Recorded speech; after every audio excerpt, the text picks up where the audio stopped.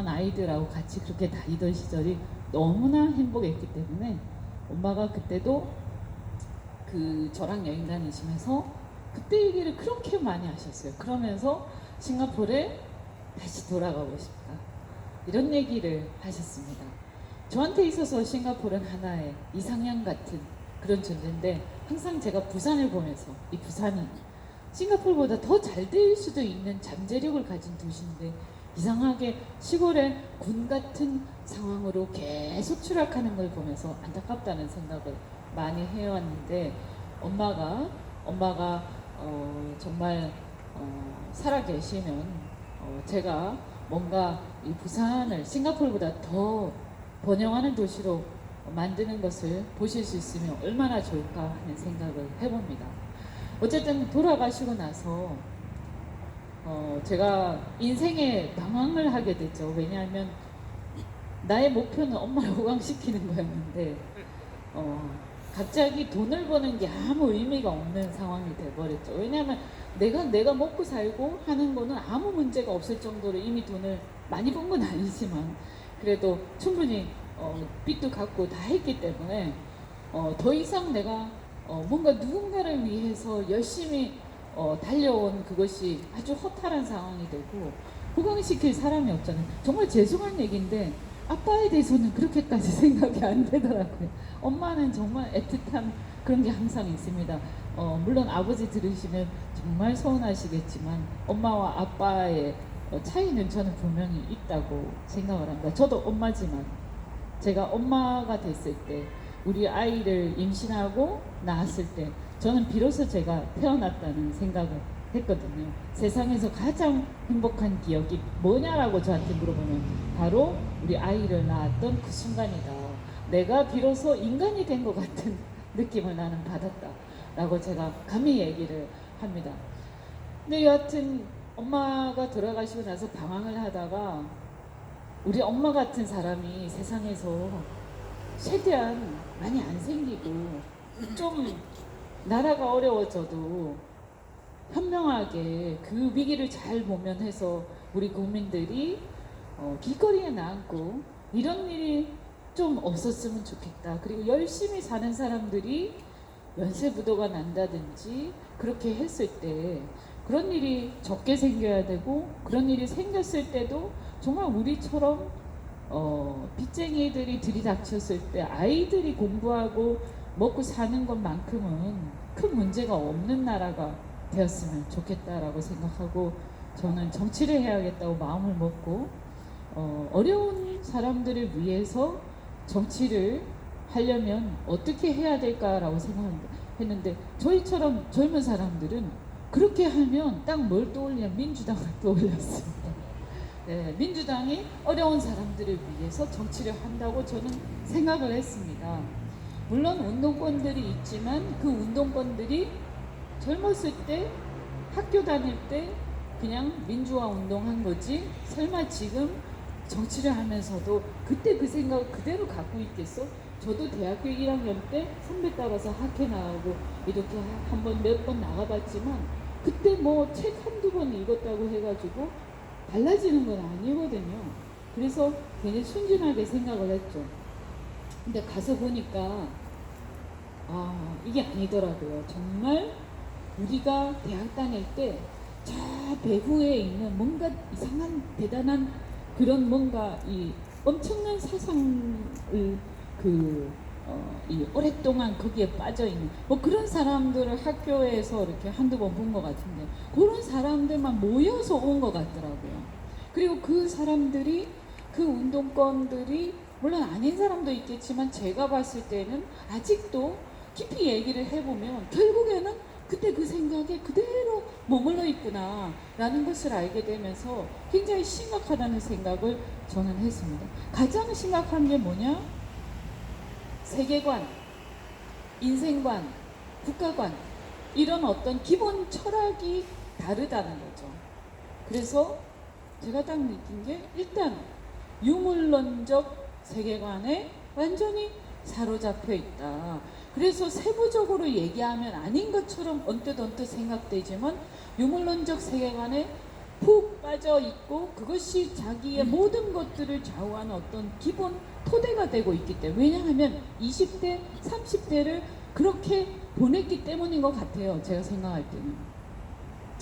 그래서 인간이 모든 것을 만들고 설계하고 바꿀 수 있고 인간이 인간의 마음도 바꿀 수 있고 강제하면 바꿀 수 있고 그렇게 해서 세상을 마치 우리가 도화지에 그림을 그리듯이 자기가 권력을 가지고 그림을 그리면 선한 의지를 가진 권력자가 그림을 착착착착 그리면 그 그림대로 세상이 다 움직일 거라고 생각하는 그리고 그것이 자기들의 어떤 사명이라고 무슨 어떤 의무나 책무라고 생각하는 그런 이상한 그것을 보면서 굉장히 위험하다는 생각을 저는 했습니다.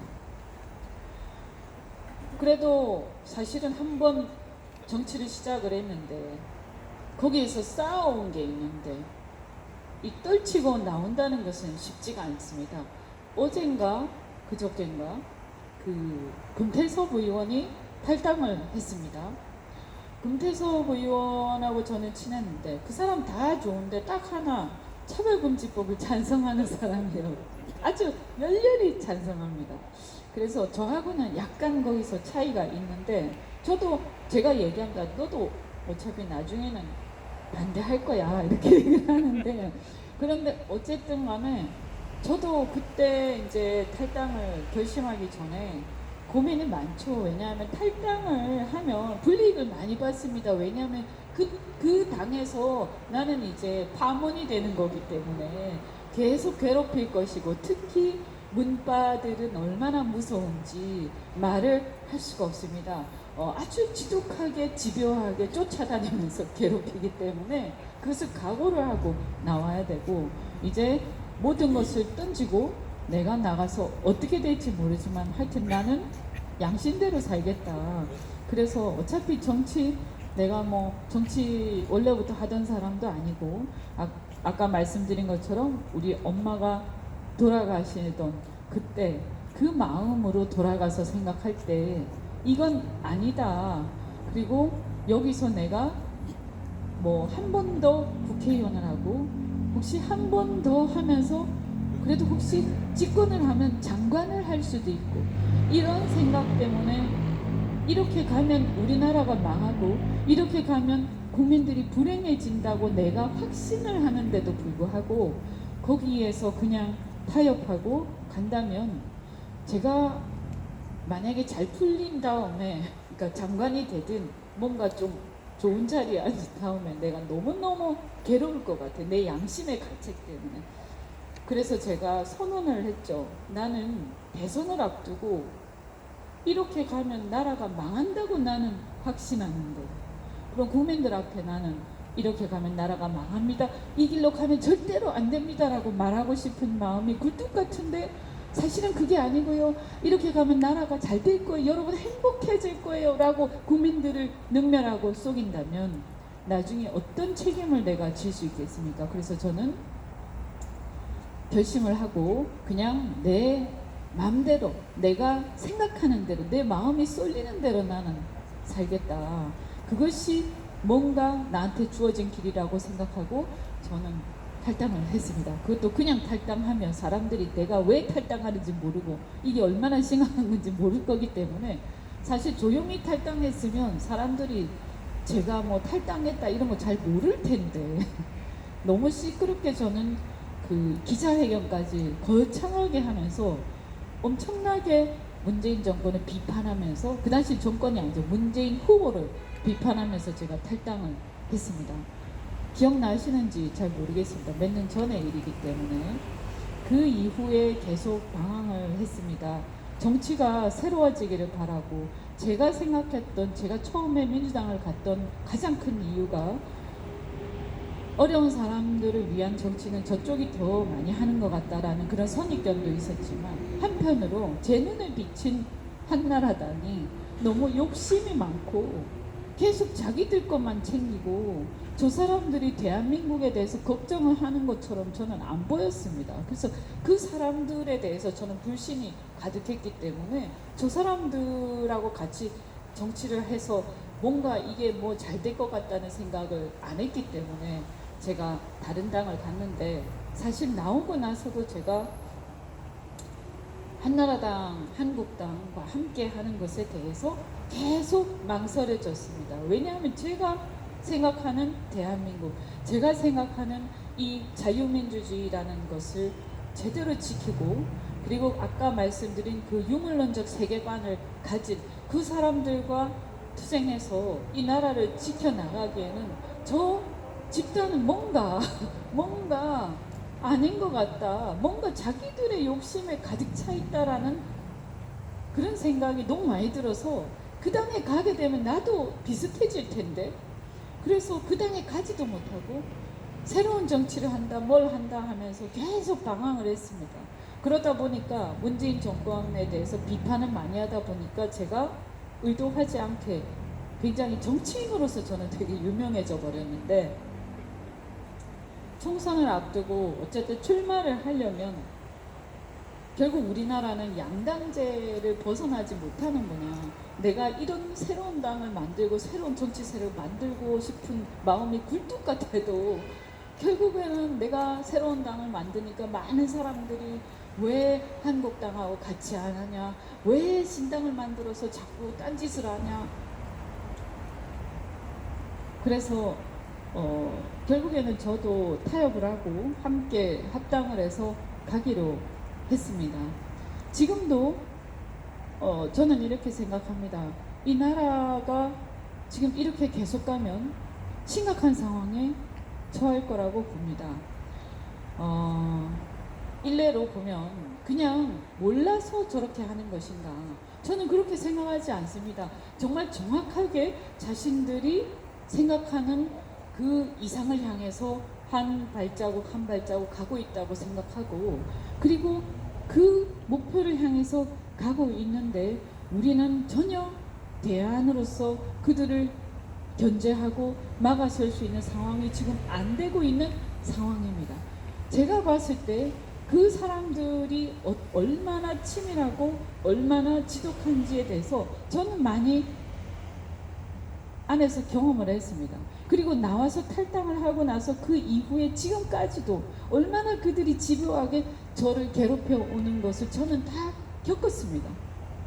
그런데 이렇게 집요하고 지독한 사람들인데, 그리고 정말 심각한, 그 안에 다 그렇다는 건 아니지만 정말 심각한 세계관을 갖고 있는데, 그런데 어떻게 해서 이들을 물리쳐야 할 야당이 순진하다고 해야 될지 아무 생각이 없다고 해야 될지, 이렇게 가서 어떤 수로 과연 이길 수 있겠나.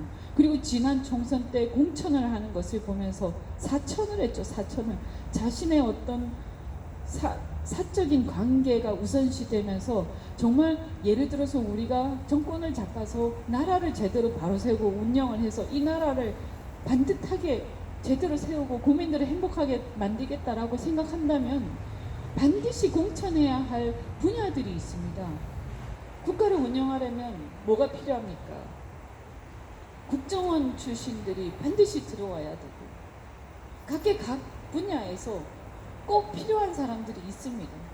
그런 사람들을, 그리고 각 분야에서 저쪽이 문제가 심각한 분야들, 예를 들어서 원자력, 그죠? 탈원전 문제, 우리가 정말 그걸 극복을 해야 되는데, 그리고 또 이런 분야 저런 분야에 꼭 필요한 인재들이 있고, 그것을 위해서 일선에서 투쟁해온 훌륭한 사람들이 많이 있는데, 그런 사람들 누구라고 꼭 집지는 않더라도 그 사람들은 반드시 국회에 들어가야 막을 수가 있는데, 그리고 그 사람들이 반드시 우리하고 함께 해야 우리는 집권해서 이 나라를 바로잡을 수 있는데, 그런데 그런 사람들을 공천할 생각을 하지 않고 그냥 그 귀중한 의석 하나하나를 그렇게 날리는 것을 보면서 정말 절망적인 생각이 들었습니다.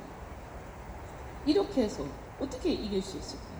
그런데 정말 안타깝게도 저도 신당 실험을 참 2번이나 했습니다. 그런데 신당이라는 게 대한민국에서는 잘 안 됩니다. 왜? 제가 생각할 때는 지역주의 때문인 것 같아요. 영남에 하나, 호남에 하나, 그 이상이 잘 안 됩니다. 이 선거법이 바뀌면 모르겠는데, 그래도 지난번에 연동형 비례제라는 것을 민주당이 하긴 했지만, 기왕 그렇게 된 거, 저도 반대했지만 기왕 그렇게 된 거, 그러면 연합을 해서 오히려 그 비례정당이라도 좀 뭔가 연합해서 할 수 있는 다양한 우리 우파 세력들이 들어올 수 있으면 더 낫지 않겠습니까? 그런데 결국 그것도 주기 싫어서, 나누기 싫어서 미래한국당을 만드는 것을 보면서, 아, 이 상황에서는 안 되는구나. 그냥 결국은 지금의 우파 정당을 혁신하는 수밖에 없다. 이 안에 들어가서 바꾸는 수밖에 없다라고 저는 생각합니다. 아직까지는. 제일 심각한 게, 제가 느끼는 게, 안에 들어와서 보니까 일단 첫 번째, 저는 민주당 안에서 많은 갈등을 하고 거기서 투쟁을 하다 보니까 도대체 우리나라 헌법의 정신이란 무엇이고, 또 우리 기독교적 사상에 기반한 자유민주주의란 무엇이고 과연, 그리고 그것이 우리 생활에서 어떻게 발현이 되고, 또 저 사람들의 잘못된 정책들은 왜 문제가 심각한지에 대해서 제가 고민을 많이 하고, 또 그것을 정리를 하고, 그러다 보니까 제가 나는 왜 싸우는가라는 책까지 제가 쓰게 됐는데, 그런데 막상 이 당에 합류해서 보니까 여기에 합류한 많은 정치인들이 고민을 거의 안 하고 사상이 정리가 안 된 상태로 그냥 막 들어와 있는 거예요. 그래서 이렇게 신념이 없어서야 어떻게 용기가 생기겠습니까? 저는 용기는 자기 신념에서 생긴다고 생각합니다. 신념이 있어야 그 신념을 지키기 위한 용기가 나오는 겁니다. 근데 신념이 없는 경우가 많습니다. 그냥 영남에서 출마를 하기 때문에 나는 한국당이랑 함께한다, 이런 경우가 너무 많습니다. 그래서 중요한 게 뭐냐, 저는 당원들이, 지지자들이 바뀌어야 한다고 생각합니다. 의원이 바뀌지 않으면 당원과 지지자들이 바뀌어서 학습을 하고 같이 토론을 하고 또 조직을 해서, 그래서 그렇게 적어도 자기의 철학이 있고 사상이 있고 국민들이 봤을 때 약간씩 스펙트럼은 다를지라 해도 뭔가 사상과 철학을 가지고 어떤 숭고한 가치를 위해서 이 국정을 운영하겠다라고 하는 그런 게 보여야 대한민국 국민들이 우파든 좌파든 간에 존경하지 않겠습니까? 그런데 그런 게 안 되니까, 그러면 지지자들이, 또 나라를 걱정하는 일반 국민들이, 저는 시민들이 이제는 정신을 가다듬고 조직화를 해서, 그래서 우리한테 필요한 지도자들을 뽑아야 한다고 생각합니다. 경선 사람들이 그럽니다. 제가 보니까 우파 시민들의 특징이 뭐냐, 민주당하고 다른 게, 공천 받으면 그때 도와줄게, 공천 받으면. 그런데 여기에 문제는 뭐냐면, 공천 받은 다음에 도와줄게 하면서 하다 보니까 공천 과정에서 어마어마한 일들이 벌어지고, 그 과정에서 훨씬 더 좋은 사람들이 다 탈락하고, 사실은 물론 훌륭한 사람도 섞여 있겠지만, 그러나 그 과정에서 지나친 내부 권력 투쟁과 이런 것들, 그리고 그 여의도식 정치에 매몰되어서 시민들의, 우리 애국 시민들이 무엇을 걱정하는지에 대해서 제대로 각성하지 못한 상태에서 끼리끼리 라인 타고 끼리끼리 모여서 술 마시고 골프 치고 이렇게 해서 정치를, 그게 정치라고 생각하는 경우가 너무 많더라. 이걸 우리는 개혁해야 된다. 이걸 바꾸지 않으면 나라를 구할 수 없다. 야당이 이중대가 가득한데, 야당이 기회주의가 가득한데 어떻게 야당이 국민들한테 대안으로 선택을 받겠습니까? 그런데 야당이 그 모양이면 어떻게 해서 이 나라를 구하겠습니까? 여러분, 예국 시민들이 백날 밖에 나가서 태극기 흔들어 보십시오.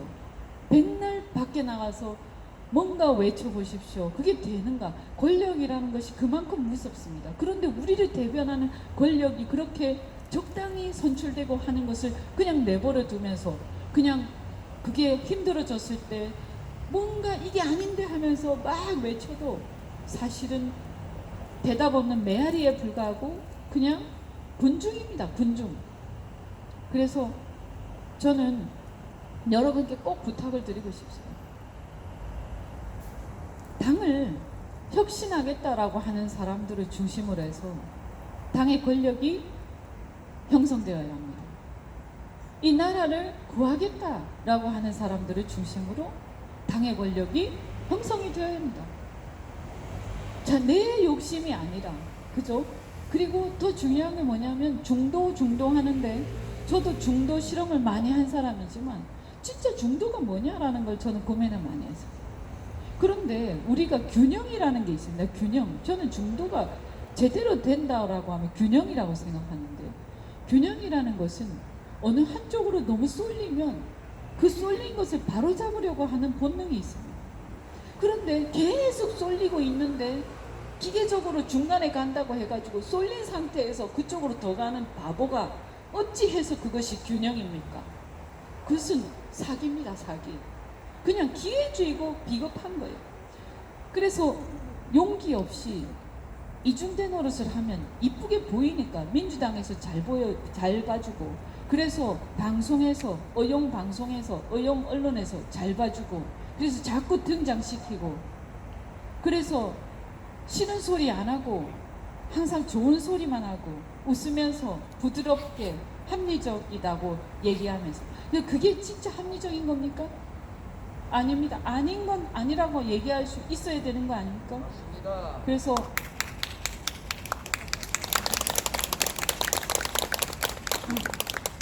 지금 뭔가 잘못됐어요. 우리는 잘못된 프레임에 빠져 있어요.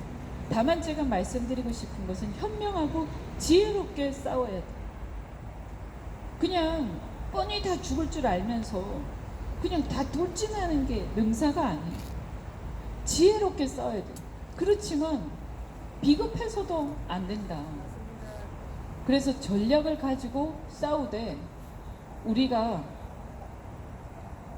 중간에 서면 마치 합리적이다 라는 그런 프레임, 그리고 엄청나게 저쪽으로 쏠렸는데도 불구하고 기계적으로 중간에 가면 그게 중도다라고 하는 엉터리 프레임, 그리고 나라를 위해서 애를 쓰면서 눈이 오나 비가 오나 광장에서 태극기를 건드는 사람들이 비록 어리석다고 말할 수는 있을지 몰라도, 왜냐하면 별 효과가 없으니까 그분들이 정말 고생을 하는데 좀 더 뭔가 없을까 이렇게 말할 수는 있습니다. 그렇지만 그분들을 폄하하면서 우리의 진정한 진심을 가진 지지자들을 폄하하면서 그들을 배척하고, 그래서 붕 떠가지고 엉뚱한 길을 향해서 가는 것이 마치 합리적인 것이냐 포장되고 있는 이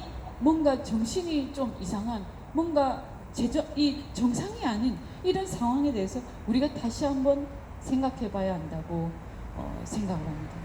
제가 지금 총선에서 저는 이번에 고배를 마셨기 때문에 제가 국회에서 역할을 하지 못합니다. 답답할 때가 한두 번이 아닙니다.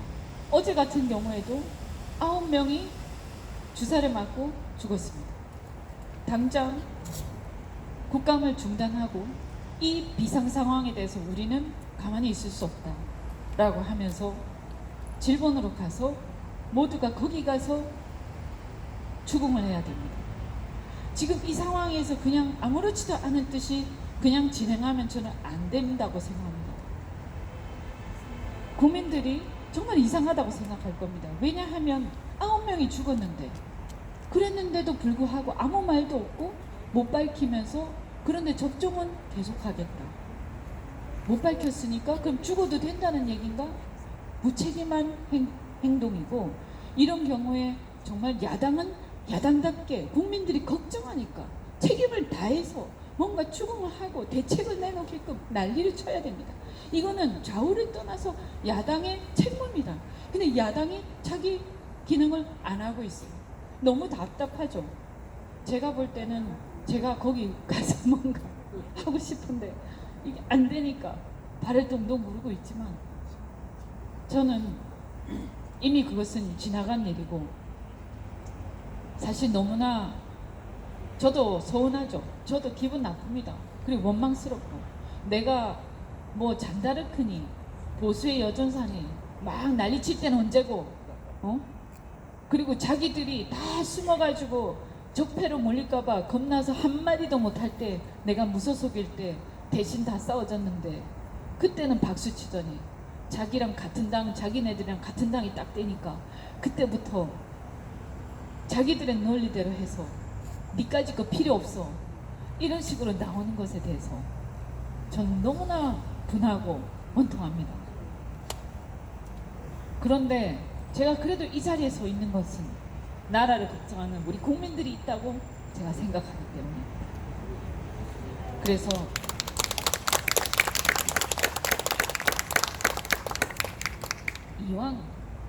기왕 사실은 국회는 그런 것이고 그러나 사실은 당이 국회에서만 역할하는 거 아닙니다. 우리가 나라를 구하는 역할이 국회에서만 있는 게 아니라고 저는 생각합니다.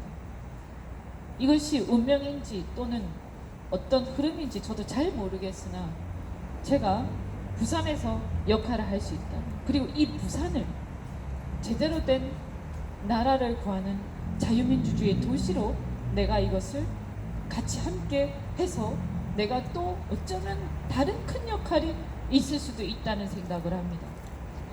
그래서 이 도시를 발전시키고 이 죽어가는 부산을 발전시키고 그래서 이 부산의 변화를 일으키고 이 부산의 봉건적 기득권 질서를 새로운 정치 세력으로 조금씩 바꿔내면서 나라를 걱정하는 사람들이 함께 할 수 있는 그런 과거의 낙동강 전선, 과거의 대한민국의 자유민주주의 마지막 보루가 다시 어쩌면 부산이 될 수 있도록 내가 역할을 할 수 있을지도 모른다. 제가 그렇게 고민하고 있고 어쨌든 이 과정에서 제가 또 당에서도 당내에서 어쩌면 그렇게 되면 내 목소리가 더 의원보다도 더 비중이 커질 수도 있고 앞으로 벌어지는 대선과 그 이후의 상황에서 내가 또 중요한 다른 역할을 할 수도 있다고 생각을 합니다. 지난번에 대선에서 문재인 대통령이 지리멸렬한 상황에서 문재인 대통령이 별로 그렇게 카리스마가 없었어요, 솔직히. 그런데 그 사람이 왜 대통령이 됐냐면 저는 이렇게 생각합니다. 주변에 그 당시에 이재명, 안희정, 김경수, 박원순 같은 다 한 몫씩 하는 단체장들이 뒤에 서 있었어요. 저는 그 역할이 매우 크다고 생각을 합니다. 제가 정권을 바꾸는데 역할을 할 수 있으면 참 좋겠다라고 생각하고 제가 항상 제가 정치를 하면서 생각하는 또 여러분이 항상 저한테 기대하는 그런 자유민주주의의 미기 속에서 이 대한민국을 구하고 그리고 부산에서부터 정치혁명을 일으켜서 부산이 어쩌면 이 거의 독립국가가 되다시피 할 수 있는 그런 상황들이 올 수도 있다.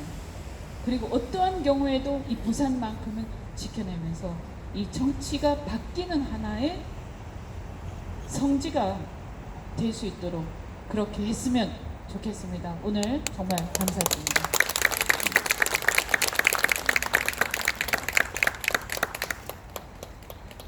예, 감사합니다. 속이 시원합니다. 여러분, 이 속에 잠재되어 있는 어떤 그런 것들이 오늘 많이 표현이 되신 것 같죠? 혹이라도 또 뭐 질문사항 있으시면 좀 해주세요. 그러면 또 말씀할 수 있도록 하겠습니다. 질문 없습니까? 질문. 예.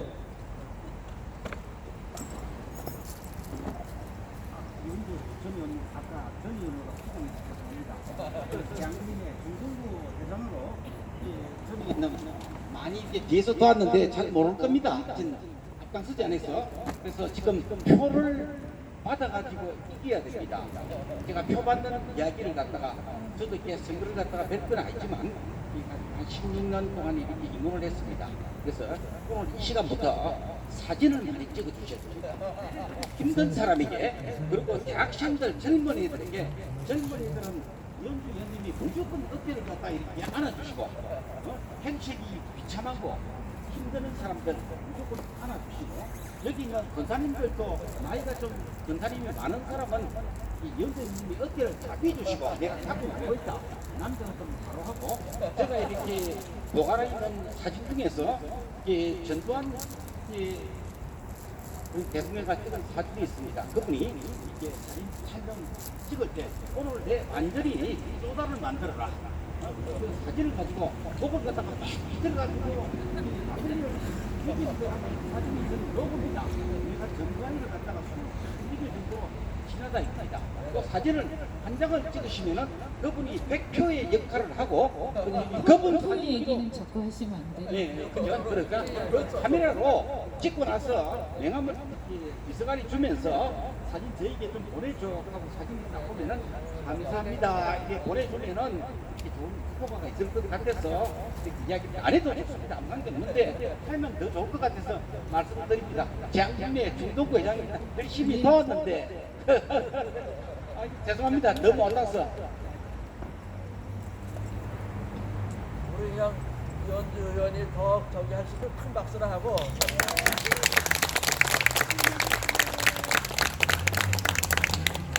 다음 분들 인물 있어요? 원래 있는데